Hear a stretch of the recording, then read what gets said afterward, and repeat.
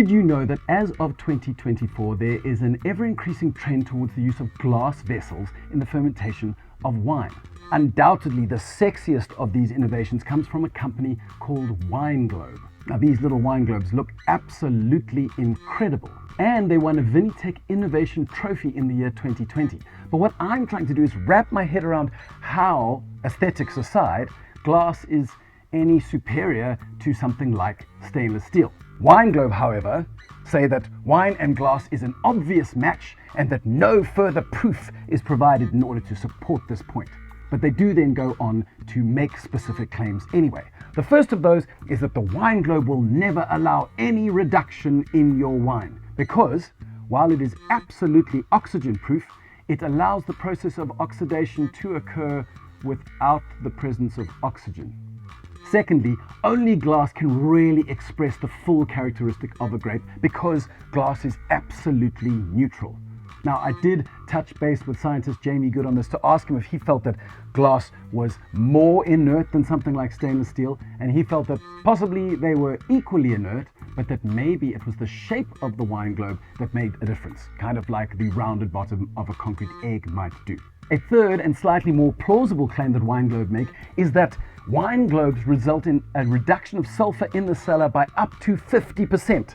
And they say winemakers just don't need to use as much sulfur because the incredibly smooth surface of the wine globe prevents the development of unwanted microorganisms. And this really sounds fantastic, and I hope it's true, but I will say that anyone who has ever stored milk in a glass bottle knows that it does still eventually go sour. Still, in the absence of any hard data, I'm going to remain agnostic on the merits or lack thereof when it comes to glass fermentation vessels. Now, we've been pondering glass fermentation vessels because today's hand drink solo wine of the day is the Fledge Co Fume Blanc 2022, which is partially fermented in small glass vessels called demijohns or carboys. And you'd be forgiven for thinking that demijohn and carboy are in a gang along with Toyota Tommy and Semi Steve.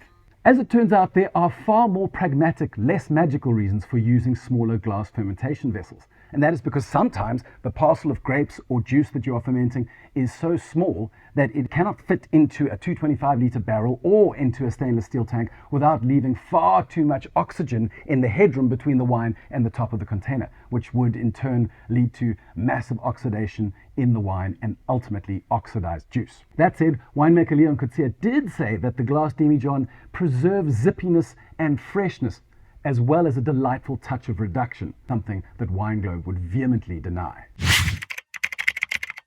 When it comes to discussing the vineyards that provided the fruit for this particular wine, one can't help feel that Leon and Margot are perhaps channeling some sort of vinifical Captain Blackbeard on a treasure hunt, because these vineyards are as far flung from each other as their descriptions are mystical. First up, we have Sauvignon Blanc, sourced from a cloud-shrouded vineyard sitting up at 500 meters above sea level. These vines are planted into granite soils that were formed from the remnants of lofty crags, no doubt ground down by the winds of time. And if that drama isn't enough, the second parcel of Sauvignon Blanc hangs undisturbed on the ghostly limbs of bush vines, as if frozen in time by the icy winds of the Atlantic. There is even some fruit which is sourced from Swellendam on the visually very distinctive estate of Seine. In this particular instance, I can personally testify that the crows of the air would just as readily pluck the eyes from a starving man as they would steal the delectable fruit that grows on these vines as the roots clamber down between sandstone boulders and the galley into the darkness below.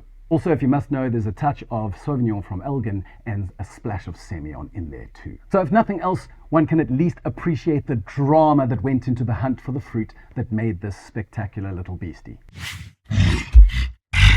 When we give this guy a sniff, one does begin to wonder if perhaps the bizarre location of these vineyards really can affect the flavor in the glass, because the aromas are forthcoming, but a little unusual. First up, we have elements of dried wildflowers and perhaps some winter melon, which is not totally bonkers, but then there's more slightly unusual elements like fresh cucumber. And then when we keep going, there are other elements as well, like coconut, which is a bit strange because there's no American oak in this wine. And finally, the last element, which took me a little bit by surprise, is a really interesting note of camphor. When we move on to take a sip,